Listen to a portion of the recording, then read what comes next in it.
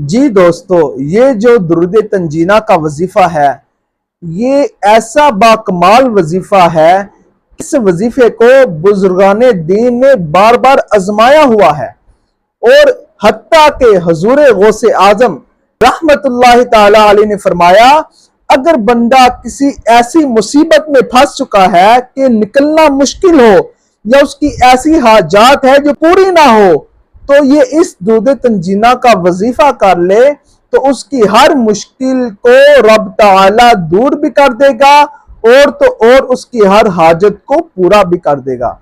تو اس ویڈیو کو مکمل دیکھیے گا اور اس وظیفے کے اوپر لازمی عمل کیجیے گا، اور حافظ سرمد آفیشیل چینل کو سبسکرائب بھی کر دیں تاکہ میری ہر نیو ویڈیو آپ تک پہنچتی رہے۔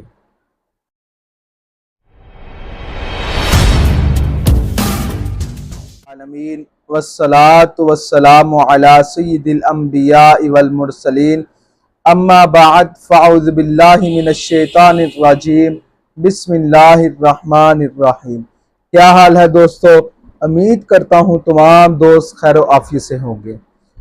جی ناظرین، یہ جو درود تنجینہ کا وظیفہ ہے یہ ایسا درود پاک ہے، کتنی ہی بڑی مشکل ہو، کتنی ہی بڑی پریشانی ہو، جو اس درود تنجینہ کو پڑھ لیتا ہے تو اللہ تبارک و تعالیٰ اس کی وہ مشکل کو آسان کر دیتا ہے، وہ اس کی مشکل کو دور کر دیتا ہے۔ یہ ایسا بہترین درود پاک ہے۔ کیوں؟ کیونکہ اس وظیفے کو، اس درود تنجینہ کو بزرگان دین نے بار بار آزمایا ہوا ہے۔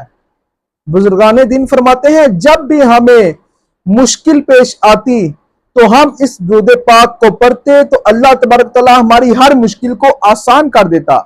اگر ہمیں کسی چیز کی حاجت ہوتی تو اللہ تبارک تعالیٰ ہماری وہ ہر حاجت کو پورا کر دیتا۔ آئیے حضور غوث پاک کے بارے میں بھی سنتے ہیں۔ حضور غوث اعظم رحمت اللہ تعالی علیہ نے فرمایا اگر کسی انسان کے اوپر کتنی ہی بڑی مشکل پیش آ جائے تو وہ اسی وقت درود تنجینہ پڑھنا شروع کر دے تو اللہ تبارک و تعالیٰ کتنی ہی بڑی مشکل ہو وہ اس کی آسان فرما دے گا، اس کی کتنی ہی بڑی پریشانی ہو وہ اس کی دور کر دے گا، وہ کتنی ہی بڑی مصیبت میں پھنس چکا ہو تو وہ اللہ تبارک و تعالیٰ اس مصیبت سے اس کو ایسے نکال لے گا جیسے مکھن سے بال نکلتا ہے۔ کہ یہ ایسے درود تنجینہ کے فضائل ہیں۔ یقیناً آج جو وظیفہ ہے بہت ہی کمال کا وظیفہ ہے، اس کو توجہ کے ساتھ سنیں اور مکمل دیکھیے گا کہ یہ کرنا کس ٹائم ہے اور یہ کرنے کا طریقہ کیا ہے۔ کہتے ہیں کہ جب بھی درود تنجینہ کا وظیفہ کرنا ہو تو آپ پاک صاف ہو کر بیٹھ جائیں، اپنے اوپر معطر یعنی عطر لگا لیں، عطر لگانے کے بعد آپ یہ وظیفہ شروع کر دیں تو اللہ تبارک و تعالیٰ آپ کی ہر حاجت کو پورا کر دے گا۔ آئیے اب وظیفے کی طرف چلتے ہیں۔ 11 مرتبہ درود پاک پڑھنا ہے۔